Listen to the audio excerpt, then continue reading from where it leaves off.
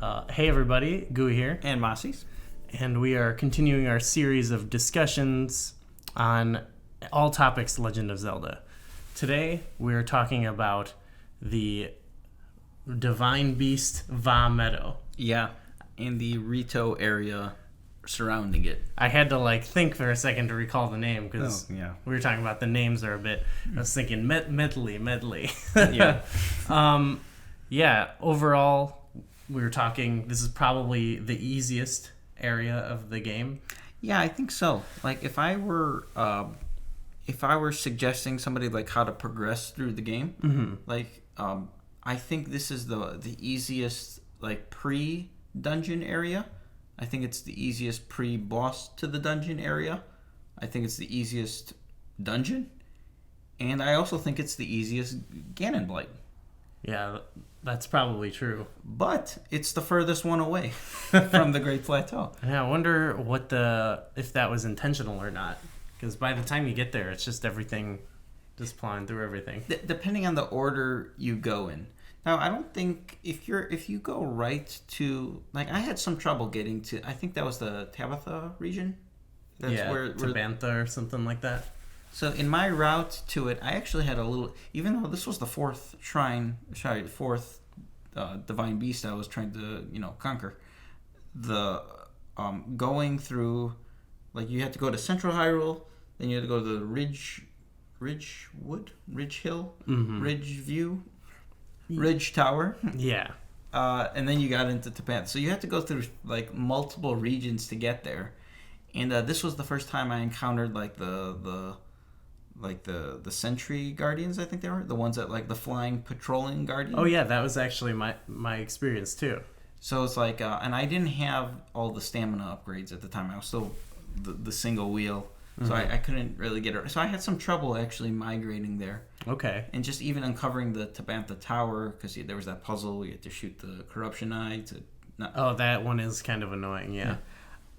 So the quest to get there, and that was I was trying to uncover the Ridge Tower, and there was all the electric whiz robes around it. Mm-hmm. So anyway, every time I was going to a region, I always tried to clear the towers en route to that region. That was always my first objective. It's a good strategy, I'd say. So anyway, I had a little bit of trouble getting there, but I eventually reached Rito Village. And what did you think when you first entered Rito Village? Oh my gosh, I geeked out a little bit actually. I thought it was. There's a lot of things I love about it, the music, of course, the throwback to Dragon Roost. I love the design of it, how it's just going up, which is also similar to how Dragon Roost was. I like the idea of they actually thought about how their civilization would work, and they had all these platforms that they could jump off of. And yeah, we talked about all the different designs of the Rito. Also, I thought was amazing. Did you like how different they looked in this game in comparison to their Wind Waker variant? Yes. Yeah, I thought they looked. It's a little bit of apples to oranges, but I liked how bird-like they looked, and they all looked very distinct. Where they still, a lot of them still do in Wind Waker, the major characters, but we've talked about this with the Zora. They just have evolved and they have more distinct personalities. So I thought overall that was a plus. Did you get any impression that they were sort of like a hybrid of what the old Rito from Wind Waker were like and what the Loftwings from Skyward Sword were? I heard you mention that, but I didn't initially get that impression. But that's kind of interesting, actually. When I look at the Rivali, when I look at his character model and the artwork, to me he looks like the blue Loftwing that Princess Zelda was riding in Skyward Sword. And there's so many similarities. The giant beak, they look... and they've changed quite a bit from their look in Wind Waker. Oh, yeah. But totally. there was some diversity in the different looks of a lot of the Rito. Mm-hmm. I specifically like the Elder. Okay. The big, bulky guy? Mm-hmm.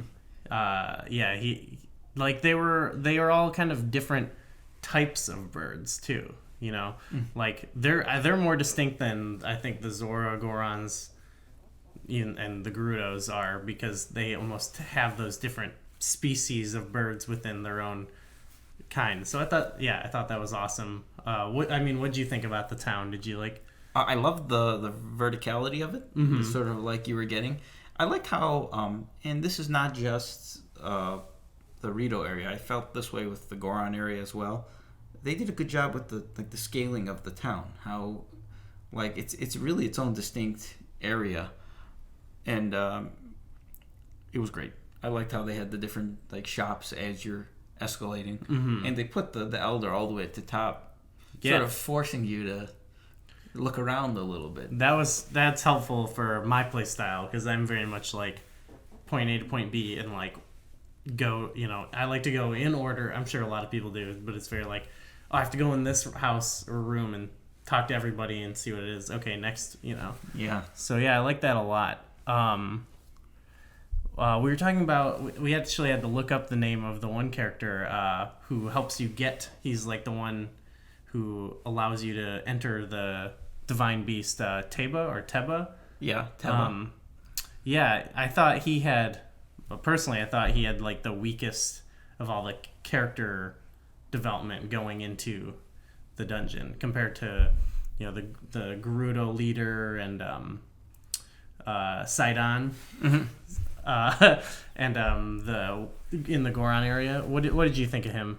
I thought it was a bit. So we said a lot of, we loved Sidon, right? Yeah. So since that was the first dungeon we talked about, comparatively, this is also why I think this was the easiest section too, because once you breach the Elder, he's like, yeah, you got to go over to the flight tower, flight control, the training, it's flight like training, flight center? range, yeah, flight range. I think that's what it was called. So, and it's pretty much a straight shot. You just go there, and then you meet him, and he. At first, he's like, yeah, you're not worthy. We don't need your help. But then he's like, all right, why don't you go like do this test? And you had to just fly around and shoot arrows at targets. That was kind of fun. It was incredibly easy. You had, I think, 3 minutes to hit 5 targets or something. Like comparatively, when we talked about the Zora area, the Zora area had you go up to Mount Polymyth or whatever it was, and get shock arrows from the Lionel. Right. I think I hold one of those as a more memorable experience than the other. For sure. But you do it right away, and then you immediately go to the boss, basically. You talk to him again, and suddenly you're at the boss again. Right, which also was the easiest one to get into the Divine Beast. Yeah. I think the only way you can mess up, I imagine, is if you just randomly shoot bomb arrows over and over and over and run out of bomb arrows. But, I mean, you'd have to be almost deliberately trying to fail, I think. Yeah. That could happen, though. But he just gives you bomb arrows, right? Yeah, I think he gives you 15 of them. Or 10. I don't know how many he gives you, but you only need 8. Yeah. Maybe it would have been too similar, but maybe after you had done the little mini game to gain his trust, if he's like, well, now you have to go get bomb arrows from a Hynix or whatever. Yeah. But I don't know. I don't think that battle was. It was cool flying around and stuff like that, but it wasn't as memorable, I would say. Yeah. Then we finally got into Medoh. That's his name? Okay. What did you think of the dungeon itself? At first, I thought it was actually really easy. I thought it was one of those things where we were talking about where there's a ton of different ways to solve certain puzzles, and I immediately got 3 of them, 3 of the terminals. I didn't think you took advantage of the controlling the Divine Beast as much in that. I felt this was by far the easiest to comprehend amongst the Divine Beasts, because you can see the results of shifting the Divine Beast, because it was easy. You either shift them up left, normal, or up right. I felt it was it's very easy to comprehend what's going to happen when you make the shift, as opposed to especially the 2 Divine Beasts we haven't talked about, where the whole dungeon either shifts or the one with the circles the Goron and the Gerudo ones. Yes. So this one, it was like, I need to move this platform to here. It's on a rail. Oh, let me just tilt it, and it just moves. So that was like, Well, you're talking about like the main room with like the map and everything. I feel like in that I didn't even. Oh, you didn't even need to use that. That's what I felt like a lot in this dungeon is you can actually kind of circumvent a lot of that. And there's like one or two puzzles where you have to do it to reach a ledge or something. But overall, I felt like not only was it kind of easy, but it didn't take advantage of the gimmick in a very meaningful way. I liked, I thought, I felt this was the shortest one too. I never really got stuck in this shrine. I did like the one room, it was at one of the far ends of it where there was a little like circular chute and you had to drop a spherical bomb into it, and you had to tilt the dungeon so it rolls. Yeah, and then you like you had to manipulate all these things in a room that you couldn't even reach because it was behind the gate. And then you eventually got magnesis, and you had to move the block. Do you remember that particular? Yeah. In fact, at the first thing you blow up with the bomb, I didn't even use the dungeon. I just put it in, and like it's very slowly rolled. That's like the one where I realized that you had to use it. I was like, oh right, okay, because I found like 3 other ones without using. I don't know how many actually, but I found a couple other ones without using the gimmick, and so it took me to like the last terminal or 2 I needed to realize, you actually can control this one too. What did you think of the battering ram puzzle? Do you remember that one? That's not the same? This is the one on the other side of the dungeon where you had to you hit a switch. There was the 2 gates, and you had to either use stasis or magnesis to freeze one of the gates while the thing tilted, and the big battering ram came and hit the big orange switch. I can't remember. I remember the puzzle, but I can't remember how I solved it. Okay. I thought I had the solution down, and I did what I thought was the right solution. I did a little different. I used stasis instead of magnesis, and the battering ram didn't go the whole route. It only went half the route. And so there's that big, those big orange switches, and it hit it, but it didn't go all the way in. Okay. I didn't realize this at first. I'm like, oh, that doesn't work. So I left that puzzle alone, and I just left and did other things. And then much later then I was doing the one with the little spherical bomb. Anyway, it leads to you getting a massive boulder that you can control with magnesis. Okay. So what I did in my first playthrough, it's totally on the other side of the dungeon. I got that ball, and I slowly made my way all the way to the other side of the shrine with that ball.